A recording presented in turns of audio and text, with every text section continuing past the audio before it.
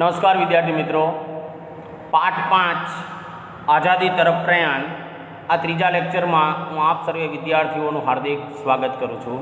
મિત્રો, આપણે આગળ સુભાષચંદ્ર બોઝ પછી હિન્દ છોડો ચળવળ એ વિશે ચર્ચા કરી ગયેલા છે. મિત્રો, હવે આગળ મિત્રો સુભાષચંદ્ર બોઝ દ્વારા આઝાદી ફૌજ અને ઇન્ડિયન ઇન્ડિપેન્ડન્સ લીગની જે સ્થાપના કરી હતી એના વિશે જોઈએ.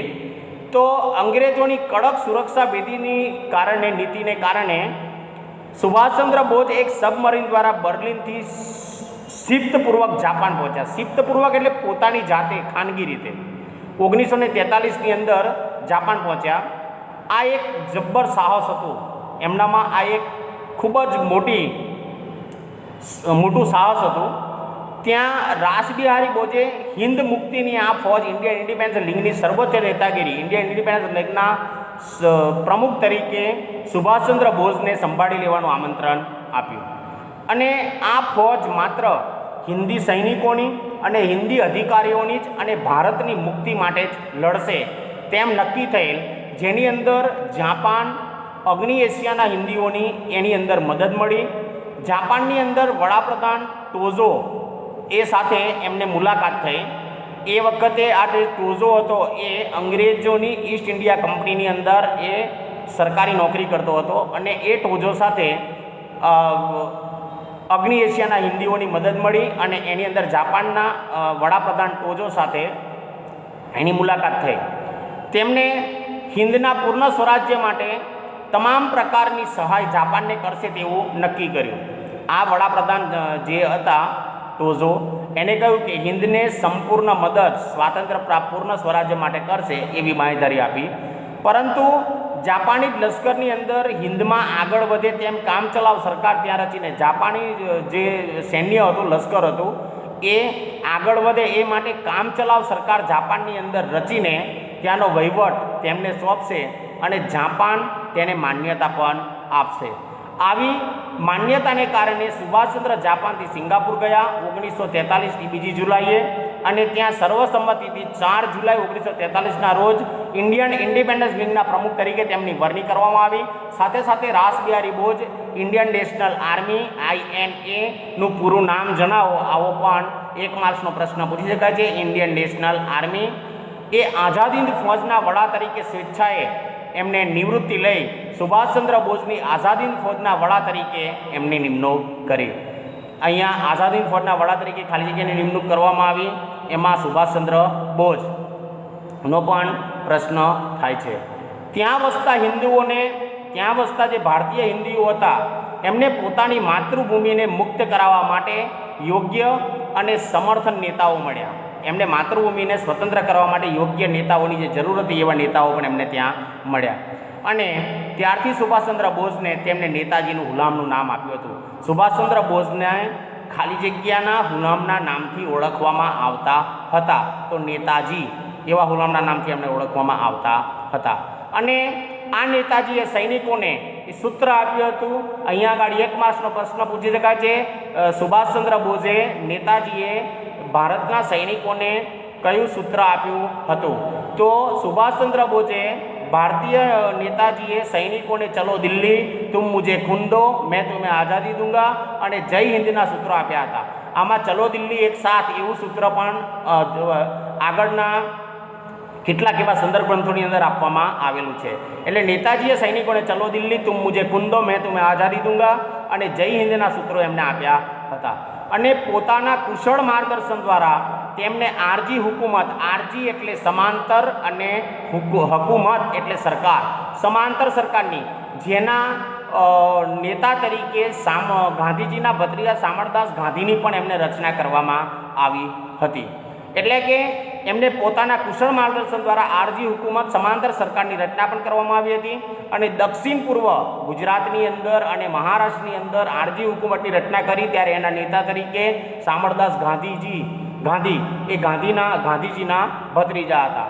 અને દક્ષિણ પૂર્વ એશિયાના દેશોનો પ્રવાસ કરી અને ત્યાંના ભારતીયો પાસે માતૃભૂમિની સ્વતંત્રતા માટે પણ તેમને સર્વસ્વનું બલિદાન આપવાની પણ એમને માગણી કરી હતી. સુભાષચંદ્ર બોઝ દ્વારા કામચલાઉ સરકારની પણ સ્થાપના કરવામાં આવી હતી.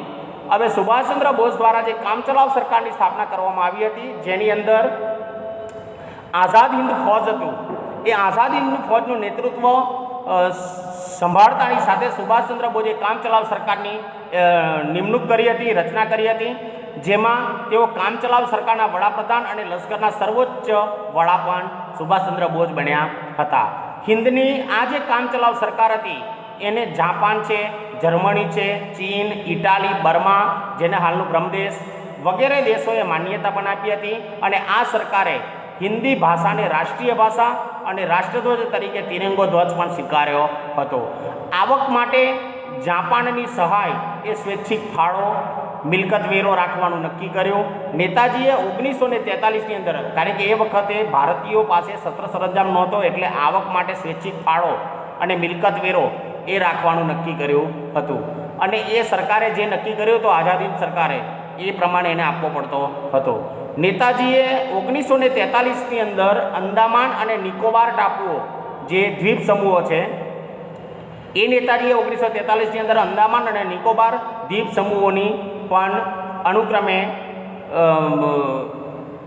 શહીદ અને સ્વરાજ્ય એવા નામ પણ એમને આપ્યા હતા. અને આ બધી જર્મની છે, ચીન છે, ઇટાલી છે, બર્મા છે વગેરે દેશોએ એમને યુદ્ધ માટેની માન્યતાઓ પણ આપી હતી અને એને મદદ પણ કરવાનું કહ્યું હતું. અને રાષ્ટ્રીય ધ્વજ તરીકે તિરંગો ધ્વજ અને હિન્દી ભાષાને માન્યતા આપી હતી. એને કારણે અંતિમ તબક્કો અને સુભાષબાબુની શહીદી. હવે ભારતને સ્વાતંત્ર્ય પ્રાપ્તિ મળવાની નજીકમાં જ હતા અને એવાની અંદર સુભાષચંદ્ર બોઝ એટલે કે નેતાજીના નેતૃત્વ હેઠળ સૈન્યની ટુકડીઓ રંગૂન, પ્રોમ, કોહિમા જેને હાલનું નાગાલેન્ડ રાજધાની કોહિમા છે, એ નાગાલેન્ડની રાજધાની છે મિત્રો. અને આ બધા પ્રદેશો એ આઝાદ હિન્દ ફૌજે કબજે કર્યા હતા. મે 1944ની અંદર ઇમ્ફાલ જેને મણિપુર હાલની રાજધાની છે મણિપુરની, એ પણ જીતી લીધી. પરંતુ દ્વિતીય વિશ્વયુદ્ધની અંદર એ સમય દરમિયાન 1939થી 1 સપ્ટેમ્બર 1939થી 1945 દરમિયાન દ્વિતીય વિશ્વયુદ્ધ ચાલતું હતું. અને એ દ્વિતીય વિશ્વયુદ્ધના સમયગાળા દરમિયાન અમેરિકાએ બ્રિટન તરફ યુદ્ધમાં ઝુકાવ્યું હતું. અને જાપાનની અંદર આ અમેરિકાએ નાગાસાકી અને હિરોશીમા એ શહેરો ઉપર બોમ્બ વર્ષા કરતા જાપાનને શરણાગતિ સ્વીકારવી પડી, જેથી નેતાજીની આઝાદ હિન્દ ફૌજની મળતી જાપાનની સહાય બંધ થઈ. એને કારણે તદુપરાંત બ્રિટનની અંદર હવાઈ જહાજોની આઝાદ હિન્દ ફૌજ ઉપરના બોમ્બમારાને લીધે સ્થિતિ વધારે પ્રમાણમાં વંચી હતી. જે જહાજો હતા એ આઝાદ હિન્દ ફૌજ ઉપર એમને બોમ્બમારો નહીં કરવામાં આવ્યો હતો અને એને કારણે જે સ્થિતિ હતી આઝાદ હિન્દ ફૌજની એ ખૂબ જ વંચી ગઈ હતી, ખૂબ જ દુઃખી અવસ્થામાં હતા. અને એ સમય દરમિયાન સુભાષચંદ્ર આ કપરી પરિસ્થિતિની અંદર વિમાન મારફતે બેંકોક, સાયગોન, ફોર્માસાના ટાપુના તાઇપાઈ વિમાન મથકે પહોંચ્યા. આવી પરિસ્થિતિમાં પણ તેઓ બેંકોકથી સાયગોન, ફોર્માસા ટાપુના તાઇપાઈ વિમાન મથકે પહોંચ્યા. પણ વિમાનની અંદર અકસ્માતથી આગ લાગતા હોસ્પિટલમાં સારવાર દરમિયાન તેઓ અવસાન પામ્યા હતા 18 ઓગસ્ટ 1945ના રોજ. મિત્રો, આ વિમાનની અંદર કેવી રીતે આગ લાગી એનું રહસ્ય પણ હજુ સુધી અંકબદ્ધ છે. અને એ હજુ સુધી ભારત સ્વતંત્ર થયા 71 વર્ષ થયા છતાં પણ હજુ એનું રહસ્ય આપણે શોધી શક્યા નથી. એ દુઃખની ઘટના છે. તો હોસ્પિટલની અંદર ફોર્માસાના તાઇપાઈ વિમાન મથકેથી તેઓ વિમાનની અંદર મુસાફરી કરી રહ્યા હતા અને આ વિમાનમાં અચાનક આગ લાગતા તેમને દાઝેલી હાલતની અંદર હોસ્પિટલની અંદર એડમિટ કરવામાં આવ્યા અને ત્યાં 18 ઓગસ્ટ 1945ના રોજ તેમનું અવસાન થયું. અલબત્ત સુભાષબાબુનું આ વિમાન અકસ્માતમાં અવસાન થયું તે બાબત આજે પણ એક વણઉકેલું રહસ્ય છે. ત્યાર પછી સ્વાતંત્ર્ય પ્રાપ્તિ અને હિન્દના ભાગલા. તો મિત્રો, ભારત દેશ સ્વતંત્ર થયો અને આઝાદ હિન્દ ફૌજની અંદર પકડાયેલા સેનાપતિઓ ઉપર રાજદ્રોહનો કેસ લડવામાં આવ્યો. એટલે આઝાદ હિન્દ ફૌજની અંદર જે લોકોએ કાર્ય કર્યું હતું દેશને સ્વાતંત્ર્ય પ્રાપ્તિ કરવા માટે, એને પકડી એના ઉપર રાજદ્રોહનો ગુનો લગાડી કેસ ચલાવવામાં આવ્યો. અને આ કેસની અંદર ભુલાભાઈ દેસાઈ, જવાહરલાલ નહેરુ, ની ફોજ વતી કેસ લડ્યા, પણ બ્રિટિશ સરકારે આ સેનાપતિઓને સજા કરી. એટલે કે આ જે રાજદ્રોહના ગુના તરીકે જે પકડાયેલા હતા એમાં ભુલાભાઈ દેસાઈ અને જવાહરલાલ નહેરુ એ પ્રતિષ્ઠિત વકીલો હતા અને એમને આ કેસ બ્રિટિશ સરકાર સામે લડ્યો હતો, પરંતુ એમને પણ સજા કરી હતી. જે પ્રચંડ લોક વિરોધ થયો હતો અને પ્રચંડ લોક વિરોધ થતાં પાછી ખેંચવી પડી અને આ બનાવથી મુંબઈની અંદર નૌકા વિગ્રહ 1946ની અંદર અંગ્રેજોએ ભારતને સ્વરાજ્ય આપવાની વાટાઘાટો શરૂ કરી અને બ્રિટનના વડાપ્રધાન એટલીએ જાહેરાત કરી કે બ્રિટિશ સરકાર કેબિનેટ મિશન યોજના મુજબ, કેબિનેટ મિશન એ સમય દરમિયાન સ્વતંત્રતા આપવા માટે કેબિનેટ મિશન આવ્યું હતું અને એ યોજના મુજબ રચાનાર હિન્દ સરકારને હિન્દની તમામ સત્તાઓ સોંપી અને જૂન 1948 સુધીમાં વિદાય લેશે. આ દરમિયાન હિન્દની અંદર વાઇસરોય તરીકે વેવેલની જગ્યાએ માઉન્ટ બેટનની નિમણૂક થઈ અને માઉન્ટ બેટન યોજના દ્વારા એ વખતે હિન્દની અંદર ફાટી નીકળેલા કેટલાક એવા જે રમખાણો હતા એ રમખાણોને લીધે દેશની જે સ્થિતિ હતી એ ખૂબ જ કરુણ હતી, ખૂબ જ દુઃખદાયક હતી અને બંધારણ સભાની રચના માટે જુલાઈ 1946ની અંદર જે ચૂંટણીઓ ભારતીય રાષ્ટ્રીય કોંગ્રેસે કરી હતી એમાંથી દેશમાંથી 201 અને મુસ્લિમ લીગે 78માંથી 73 બેઠકો મળી હતી. હવે મિત્રો આમાં ભારતીય રાષ્ટ્રીય કોંગ્રેસની અંદર 210 બેઠકો હતી, એમાંથી 201માં સફળતા મળી અને મુસ્લિમ લીગે 78માંથી 73 બેઠકો મળી હતી.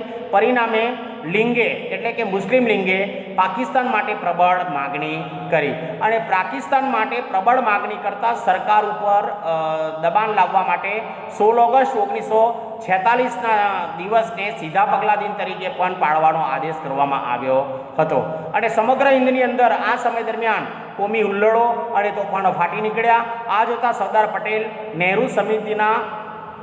નહેરુ સહિતના કોંગ્રેસના જે નેતાઓ હતા એમને લાગ્યું કે પાકિસ્તાનની માગણી સ્વીકાર્યા સિવાય અન્ય કોઈ હવે વિકલ્પ નથી અને મુસ્લિમ લીગ અને જીના, મોહમ્મદ અલી જીના, આ મોહમ્મદ અલી જીના હતો એ મૂળ પાકિસ્તાની હતો, એની માતા હતા એ હિન્દુ હતા અને એની માતાએ મુસ્લિમ સાથે પ્રેમ લગ્ન મિત્રો કર્યા હતા.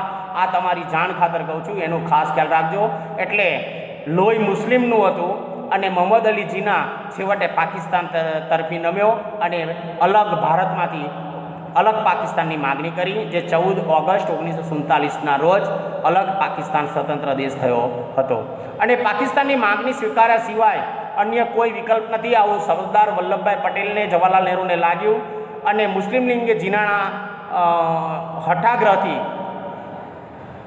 બંધારણ સભાને મુસ્લિમ લીગ દ્વારા બહિષ્કાર થયો અને લીગે 31 જાન્યુઆરી 1947ના પાકિસ્તાનની પ્રાપ્તિ માટે જલદ કાર્યક્રમના આગ્રહના લીધે હિન્દ વિભાજન સ્વીકારવાની પરિસ્થિતિ પણ પેદા થઈ અને મિત્રો આ હિન્દ સરકારની જે અલગ માગણી થઈ એ સંજોગોની અંદર માઉન્ટ બેટને નહેરુ અને સરદારને સમજાવ્યું કે અનેક સ્વાયત્તા એટલે સ્વસત્તા અને વિરોધી એકમોવાળી નિર્બળ કેન્દ્ર સરકાર કરતાં કેન્દ્રને આધીન એવા વહીવટી એકમો સાથેની સુદૃઢ કેન્દ્ર સરકાર ધરાવતું હિન્દ વધારે શાંતિ ભોગવી શકશે. એટલે આ માઉન્ટ બેટન હતો એના આ દલીલ યોગ્ય લાગી અને તેઓએ નહેરુ અને સરદારે ગાંધીજી સાથે પરામર્શ કર્યો, એટલે કે એને ચર્ચા વિચારણા કરી અને ગાંધીજીએ ના છૂટકે હિન્દના ભાગલાની વ્યવસ્થાનો ભારે હૈયે સ્વીકાર કર્યો અને માઉન્ટ બેટન યોજના જૂન 1947ની અંદર હિન્દના ભાગલા પાડવામાં આવ્યા. વાઇસરોય માઉન્ટ બેટને પોતાનું સ્થાન સંભાળી લીધું અને 24 માર્ચ 1947 તેમના મતે હિન્દના ભાગલા કરવા સિવાય હવે બીજો કોઈ ઉપાય બાકી બસતો ન હતો. સરદાર પટેલ જેવા કેટલાક વાસ્તવદર્શી નેતાઓએ પણ આ વાત સ્વીકારી લેવા આગ્રહ કર્યો હતો. આમ આ સંજોગોની અંદર લાંબી ચર્ચા વિચારના અંતે વાઇસરોય માઉન્ટ બેટનને અખંડ હિન્દના 2 ભાગલા કરવાની આખરી યોજના રજૂ કરી અને 3 જૂન 1947 જેને માઉન્ટ બેટન યોજના કહે છે, આ માઉન્ટ બેટન યોજના અનુસાર એ હકીકતમાં એ પાકિસ્તાનના ભાગલા હિન્દમાંથી પાકિસ્તાનના ભાગલા કરવા માટેની એક યોજના હતી અને માઉન્ટ બેટન યોજના અનુસાર એને કહ્યું કે પાકિસ્તાન પોતાનું અલગ બંધારણ ઘડશે, ભારત ભારતનું ઘડશે અને પાકિસ્તાનની અંદરથી ભારતમાં જે રાજ્યોને ભારતની અંદર જોડાવે તે ભારતમાં જોડાશે, પાકિસ્તાનમાં જોડાવે પાકિસ્તાનમાં જોડાશે, અને જેને પોતે અલગ રીતે શાસન કરવું હોય એ અલગ રીતે પણ શાસન કરી શકશે. અને દેશ સ્વતંત્ર થતાની સાથે 562 જેટલા રજવાડા રાજ્યોનું વિલીનીકરણ કરવાનો જે ભાર આવ્યો હતો એ કુનેહપૂર્વક સરદાર વલ્લભભાઈ પટેલે પણ આગળના પાઠમાં આવે છે ત્યારે આપણે મિત્રો એને જોઈશું. અને સરદાર વલ્લભભાઈ પટેલે 562 જેટલા રજવાડી રાજ્યોનું કુનેહપૂર્વક ભારત સંઘમાં વિલીનીકરણ કર્યું હતું. એક કાશ્મીરનો પ્રશ્ન હતો, પરંતુ એ પણ સરદાર વલ્લભભાઈ પટેલે કુનેહ બુદ્ધિપૂર્વક કાશ્મીરના રાજા હરિસિંહ જે હતા એ હરિસિંહને સમજાવી અને તેની પણ ભારત સંઘની અંદર વિલીનીકરણ કરવામાં આવ્યું હતું. આમ મિત્રો, કોંગ્રેસ અને મુસ્લિમ લીગે આ યોજનાનો સ્વીકાર કર્યો. જોકે વાઇસરોય માઉન્ટ બેટને પંજાબ, બંગાળ અને હિન્દી બહુમતીથી વિસ્તારો હિન્દ સાથે અને મુસ્લિમ બહુમતીવાળા વિસ્તારોને પાકિસ્તાન સાથે તથા વાયવ્ય સરહદ પ્રાંતના જે બલુચિસ્તાન છે, સિલહટ છે, આ જે વિસ્તારો છે એ વિસ્તારોને પણ પાકિસ્તાનની સાથે જોડવાનો નિર્ણય કર્યો હતો અને એને એ બહાલી આપી હતી, એવો આદેશ પણ એમને આપ્યો હતો. હવે હિન્દ સ્વાતંત્ર્ય ધારો જુલાઈ 1947ની અંદર શરૂ કરવામાં આવ્યો. વાઇસરોય માઉન્ટ બેટનની યોજના અનુસાર બ્રિટિશ પાર્લામેન્ટે હિન્દ સ્વાતંત્ર્ય ધારો જુલાઈ 1947ની અંદર પસાર કર્યો. હવે અહીંયા આગળ વિકલ્પોની અંદર પૂછી શકાય છે, હિન્દ સ્વાતંત્ર્ય ધારાની સ્થાપના ઈસવીસન ખાલી જગ્યામાં કરવામાં આવી હતી જુલાઈ 1947ની અંદર. આ ધારા મુજબ ભારતીય સંઘે પ્રથમ ગવર્નર જનરલ તરીકે માઉન્ટ બેટનને અને પાકિસ્તાને નવાબ જીનાને એને પસંદ કર્યો હતો. આ ધારાથી હિન્દની પરાધીનતાનો અંત તો આવ્યો, પણ ગાંધીજી આ ધારાને બ્રિટિશ સરકાર દ્વારા હિન્દને આપવામાં આવેલો એકમાત્ર શ્રેષ્ઠ અને શ્રેયસ્કર ધારો કહે છે. બ્રિટિશ શાસનના અંતિમ વાઇસરોય જે હતા એ માઉન્ટ બેટન હતા અને આ માઉન્ટ બેટન હતા એમને આ દ્વારા સત્તા સોંપવાની કાર્યવાહીની શરૂઆત પણ નવી દિલ્હીની અંદર એક સમારંભ દરમિયાન આ યોજનાને શરૂ કરાઈ. 14 ઓગસ્ટ 1947ની મધ્યરાત્રિએ ધ્વજસ્તંભ ઉપરથી ઇંગ્લેન્ડનો રાષ્ટ્રધ્વજ યુનિયન જેક એને લાલ કિલ્લા ઉપરથી ઉતારી લેવામાં આવ્યો અને ભારતનો તિરંગી રાષ્ટ્રધ્વજ ત્યાં આગળ ફરકાવવામાં આવ્યો. અને માઉન્ટ બેટને ભારતને સ્વતંત્રતા આપતા દસ્તાવેજો ભારતના પ્રથમ હિન્દી ગવર્નર જનરલ તરીકે નિયુક્તિ પામેલા ચક્રવર્તી શ્રી રાજગોપાલાચારીને સોંપ્યા. અહીંયા આગળ મિત્રો ભારતના પ્રથમ ગવર્નર જનરલ તરીકે ખાલી જગ્યાની નિમણૂક કરવામાં આવી ખાલી જગ્યામાં વિકલ્પમાં પૂછી ગયો તો ચક્રવર્તી શ્રી રાજગોપાલાચારી, એમને આ બધા દસ્તાવેજો સોંપ્યા. સત્તા હસ્તાંતરણની સઘળી કાર્યવાહી પૂરી થઈ. સમગ્ર વાતાવરણ આનંદથી લહેરોથી ગુંજી ઉઠ્યું. 15મી ઓગસ્ટ 1947 સુંદર પ્રભાત ઉગ્યું અને એ 15મી ઓગસ્ટ 1947ની અંદર ભારત દેશની જનતાએ આનંદ અને ઉલ્લાસથી પ્રથમ સ્વાતંત્ર્ય દિનની ઉજવણી પણ કરી. ઠેર ઠેર તોરણો બંધાયા, શાળાઓમાં મીઠાઈ વેચાઈ, અનેક પ્રતિજ્ઞાઓ પૂરી થવાથી રાહત અનુભવી. પણ મહાત્મા ગાંધીજી એક બાજુ અપાર આનંદ પણ હતો દેશને સ્વાતંત્ર્ય પ્રાપ્તિ મળી તેનો, અને એક બાજુ અપાર દુઃખ પણ હતું, કારણ કે એક અખંડ હિન્દુસ્તાનમાંથી હિન્દુસ્તાનના બે ભાગ પડ્યા, ભારત અને પાકિસ્તાન. અને આ દુઃખી થઈ એનો ઊંડો શોક અને ચિંતાની અંદર ગાંધીજી ડૂબેલા હતા. સ્વતંત્ર બનેલ ભારત અને તેની સમક્ષ તત્કાલીન કેટલીક સમસ્યાઓ ઊભી થઈ હતી. હવે ભારત દેશ સ્વતંત્ર થયું એટલે એ વખતે ભારત દેશમાંથી પાકિસ્તાન છૂટું પડ્યું ત્યારે 75થી કાશ્મીર ભ્રમણા સત્ય એની અંદર મિત્રો આપેલું છે, જો સંદર્ભ ગ્રંથ મળે તો વાંચો મિત્રો. કાશ્મીર ભ્રમણા સત્ય એની અંદર આપેલું છે કે દેશ સ્વતંત્ર થતાં ભારતમાંથી પાકિસ્તાન અલગ પડ્યો અને પાકિસ્તાનને ચલાવવા માટે 75થી 80 કરોડ રૂપિયા એ મોહમ્મદ અલી જીનાએ ભારત પાસે માગ્યા હતા અને આપવા પણ પડ્યા હતા મિત્રો. એને કારણે માઉન્ટ બેટને સ્વતંત્ર બનેલ ભારત તરફ ઘણી બધી સમસ્યાઓ તત્કાલીન ભારતની અંદર ઊભી થઈ હતી. માઉન્ટ બેટન યોજના અને હિન્દ સ્વાતંત્ર્ય ધારો ઇન્ડિયન ઇન્ડિપેન્ડન્સ એક્ટ 1947 દ્વારા જે ભારતીય સ્વાતંત્ર્ય ધારાની રચના કરવામાં આવી હતી એના પરિણામે હિન્દુસ્તાનની વિભાજિત સ્વતંત્રતા, હિન્દુસ્તાનની જે અલગ સરકાર હતી સ્વતંત્રતા, એમાં ભારત અને પાકિસ્તાન એવા બે દેશોના સ્વરૂપની અંદર જોવા મળી હતી. આ તબક્કે જ ભારત સ્વતંત્ર ભારત માટે લશ્કરોની વ્યવસ્થા, મિલકતને લગતો પ્રશ્ન, લેણા અને દેવાના હિસાબ, નિરાશ્રિતોની સમસ્યા, કારણ કે ભારત દેશ સ્વતંત્ર થયો એટલે પાકિસ્તાનની અંદરથી કેટલાક મુસ્લિમો હતા, હિન્દુઓ હતા, એ ભારતમાં આવ્યા પોતાની મિલકત, ધંધા, રોજગાર છોડી, અને ભારતની અંદરથી કેટલાક મુસ્લિમો હતા એ જઈને પાકિસ્તાનની અંદર સ્થાયી થયા હતા. એટલે એ લોકોનો લેણા અને દેવાનો હિસાબ, નિરાશ્રિતોની સમસ્યા, જાહેર સેવાઓ તથા તે માટે અધિકારીઓ અને વહીવટી તંત્રની વ્યવસ્થા ઉપરાંત ભારતની પશ્ચિમે આવેલા પશ્ચિમ પાકિસ્તાન અને પૂર્વ તરફના પૂર્વ પાકિસ્તાનની આંતરરાષ્ટ્રીય સરહદો નક્કી કરવી, આ વગેરે મુખ્ય સમસ્યાઓનું નિરાકરણ એ ભારતના માથે દેશ સ્વતંત્ર થતાની સાથે જ આવી પડ્યું હતું. અને આ પ્રશ્નના નિરાકરણ માટે માઉન્ટ બેટનના અધ્યક્ષ પદે ભારત પાકિસ્તાન બે મળી 5 પ્રતિનિધિઓની સંમતિ નિમણૂક કરવામાં આવી. આ સંમતિએ એવા પ્રશ્નોના ઉકેલ માટે સંબંધિત પ્રશ્નોના જાણકાર અને તજજ્ઞો જે હતા, ખૂબ જ જ્ઞાની એવા જુદા જુદા પંચોની નિયુક્તિ કરી હતી. અને આ મતભેદ પ્રસંગે ભારતના ભૂતપૂર્વ મુખ્ય ન્યાયાધીશના અધ્યક્ષ પદે ભારત અને પાકિસ્તાનના એક પ્રતિનિધિઓનું બનેલું લવાદી પંચ, લવાદી એટલે કે બોલવું, જે ચર્ચા વિચારણા કરતા તેને લવાદી પંચ તરીકે ઓળખવામાં આવતું હતું. જે ચુકાદો આપે તેને આખરી માનવાનું અને બંને રાષ્ટ્રોએ સ્વીકાર્યું.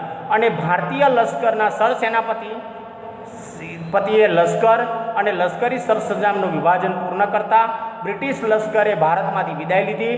ફેબ્રુઆરી 1948ની અંદર લશ્કરી, ન્યાયિક અને વહીવટી વગેરે સેવા આપનાર અધિકારીઓને ભારત પાકિસ્તાનનો વિકલ્પ સ્વીકારવાની તથા તે સંબંધી પગાર ભથ્થા, નોકરી, સલામતીની ખાતરી અપાય.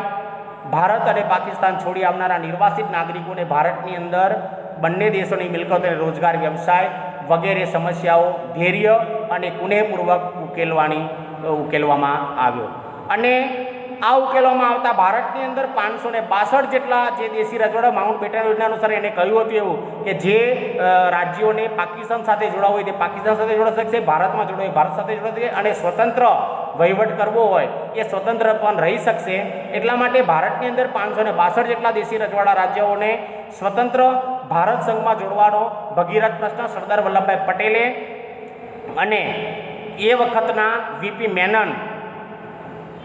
એમને આ કારભાર સંભાળ્યો હતો. અને વીપી મેનને તો એવું પણ સરદાર વલ્લભભાઈ પટેલને કહ્યું હતું કે ભાઈ હવે હું મારું રાજીનામું આપું છું, કારણ કે હું અંગ્રેજો સાથે કામ કરીને ખૂબ જ થાકી ગયો છું. પરંતુ કુને બુદ્ધિપૂર્વક સરદાર વલ્લભભાઈ પટેલે વીપી મેનન સચિવને કહ્યું કે ભાઈ તું આટલા વર્ષ સુધી અંગ્રેજોમાં કામ કરતાં થાકી ગયો છે, તો એકાદ વર્ષ વધારે થાક ખાઈ લેજે, પરંતુ ત્યારે ભારત માટે કામ કરવું પડશે. અને કુને બુદ્ધિપૂર્વક વીપી મેનનને પણ મનાવી લીધા હતા. અને દૃઢ નિશ્ચય અને લોખંડી મનોબળ ધરાવતા સરદાર વલ્લભભાઈ પટેલે મુત્સદ્દીપૂર્ણ વાટાઘાટો વડે એને ઉકેલ્યો હતો. અને 562 જેટલા રજવાડા રાજ્યોને ભારત સંઘની અંદર વિલીનીકરણ કરી. અને કારણ કે જો 562 જેટલા રજવાડા રાજ્યોને વિલીનીકરણ ન કરવામાં આવે તો એના અલગ અલગ રાજ્યો માટે અલગ અલગ એની સીમાઓ, સરહદો, અને આ પ્રશ્ન ભારત માટે ખૂબ જ યુદ્ધો અને ઝઘડાઓ સિવાય કોઈ પણ નિકાલ આવી શકે તેમ હતો નહીં. એટલા માટે સરદાર વલ્લભભાઈ પટેલે ભગીરથ કાર્ય 562 જેટલા રજવાડા રાજ્યોનું વીપી મેનન સચિવે સાથે મળીને કાર્ય કર્યું હતું. આમ છતાં વિભાજનને લીધે થયેલી કોમી રમખાણોની અસરો, મહાત્મા ગાંધીજીની હત્યાનો આઘાત, સ્વતંત્ર ભારતને સુશાસન આપી પગભર બનાવવું અને કૃષિ ક્ષેત્રની નબળી સ્થિતિ, દેશની અંદર શાંતિ અને સુરક્ષાનું વાતાવરણ ઊભું કરવું, દેશની અંદર આંતર બાહ્ય સુરક્ષા જેવા પ્રશ્નોના નિરાકરણ વગેરે બાબતો માટે પણ લાંબા ગાળાના આયોજનો આવશ્યક બની રહ્યા. અને મિત્રો, ગાંધીજીએ કહ્યું હતું એમ મીઠાના સત્યાગ્રહ વખતે કે હું કાગડા કૂતરાના મોતે મરીશ, પરંતુ સ્વાતંત્ર્ય પ્રાપ્તિ લીધા વિના આશ્રમમાં પગ નહીં મૂકું. ખરેખર તેવું તેમને કરી બતાવ્યું પણ હતું. અને સ્વતંત્ર ભારતની અંદર કૃષિ ક્ષેત્રની નબળી સ્થિતિ અને એના માટે પંચવર્ષીય યોજનાઓ, જે બધું આગળના ભાગની અંદર આવે છે ત્યારે આપણે જોઈશું. નમસ્કાર મિત્રો, સ્વાધ્યાય પ્રશ્નના ઉત્તરો લખવા